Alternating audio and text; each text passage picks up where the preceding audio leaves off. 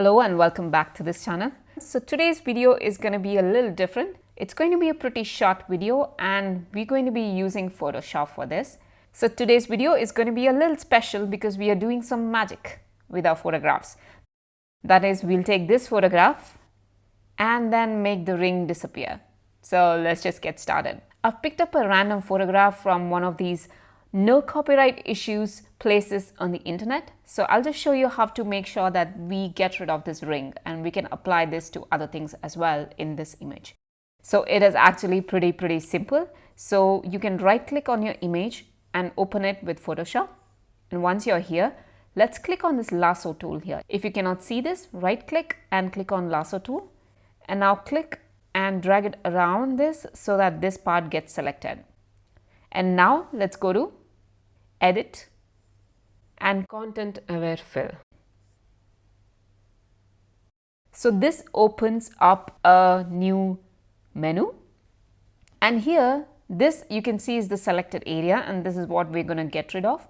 And what this does is it tries to select all the areas around it and tries to replace it with something which matches the area around. So as you can see here, this indicates the sampling area. That is, it's taken a sample of what's around here and tried to paste it in this area. So you have a lot of options here. So obviously this is set to auto, which is the best option most of the time, and you can also set them things to rectangular.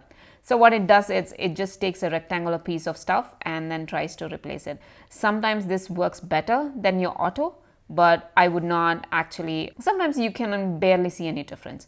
Let's just keep it in auto, and everything let's keep it as it is.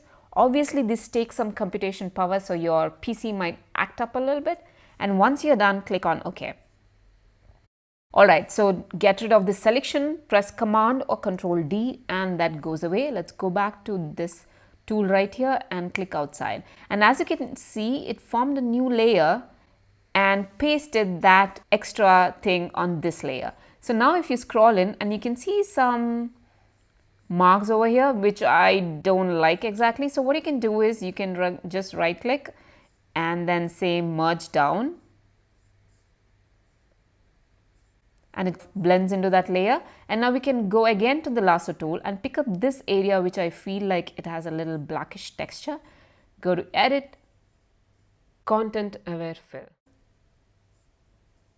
and it's much better. So let's click OK and Command D, and there you go. So your ring has completely disappeared.